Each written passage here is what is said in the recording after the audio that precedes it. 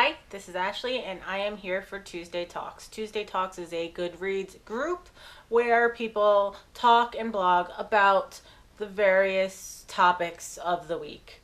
And I will leave a link to the Goodreads group below. This week's topic is what is the statute of limitations on spoilers? And I thought that this was a really great topic because spoilers are something that have really become like an explosion over the past, I'd say, 20 years since the internet started to get really extremely popular. So it's just one of those topics that's just, you kind of can't avoid. You go into a chat room or you go and you talk to people and they're like, spoilers, don't want to know. And it's understandable because there's something about being spoiled on something, especially if it's like a twist, that takes away from the story a little bit. But the topic isn't really here. Spoilers in the sense of should you spoil somebody or not. The question really is, how long is it okay before you can talk about spoilers? What is that statute of limitations?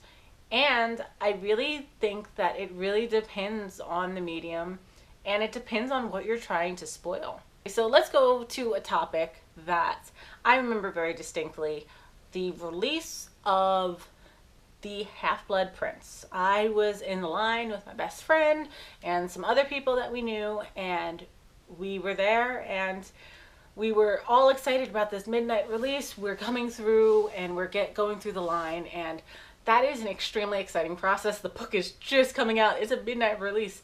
A lot of books don't even have that. And it was very exciting. But then you come and you hear about people whose experience when they're going through that same midnight launch and all the excitement that goes through it, and they're getting spoiled. You know what I'm talking about. Snape kills Dumbledore. It skyrocketed, and I was lucky because I got my book and I was dead to the world, so I was able to read, and I found out about that on my own. But there are people who within not even like, just within like a couple hours, not even much time at all, they're finding out that Snape kills Dumbledore at the end of the book, and it's spoiling everything. So obviously that spoiler was not okay because that happened within, what, 20 minutes? That happened within, what, the first day? Less than that? That's not cool. Most people cannot plow through a book that fast.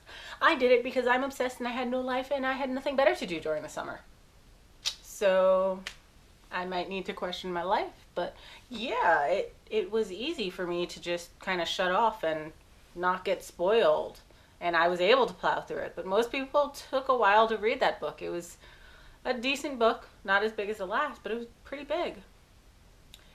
And even now, when I'm talking about this now, is this really a spoiler? It's been how many years since that book's been released? Almost 10? I mean, the movies are out, so I'm going to say that it's okay for me to say the spoiler. I will, and the thing is, I'm still going to put a spoiler alert. So really, what is the statute? And I don't think that there is any clear limitation of when you shouldn't spoil something. If somebody hasn't read something, you going out and saying that there's a spoiler is ruining it for them. Potentially. Some people don't care. Personally, for me, for most things, unless it's like a character death, most things won't bother me. In fact, sometimes I go and seek it out on my own.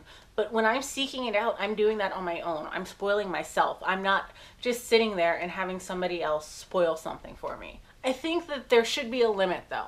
Because there are certain things where it gets to a point where time has gone by so far and it's really no longer part of the cultural norm, or a whole bunch of different reasons why it can just be so ingrained in the culture.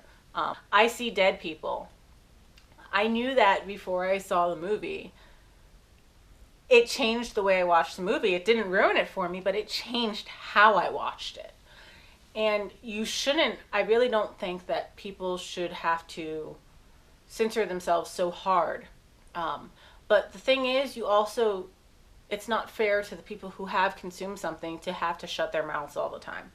So I really think that the best thing is really just a spoiler warning.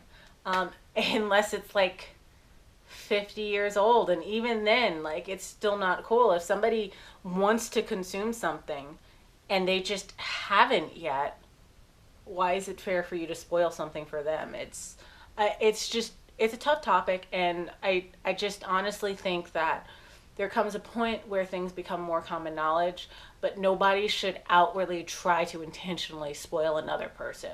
I think spoiler warnings are great because they allow people to still talk about what they want to talk about without spoiling somebody who may not want to know about that. And if they do want to know, then they can ignore that alert.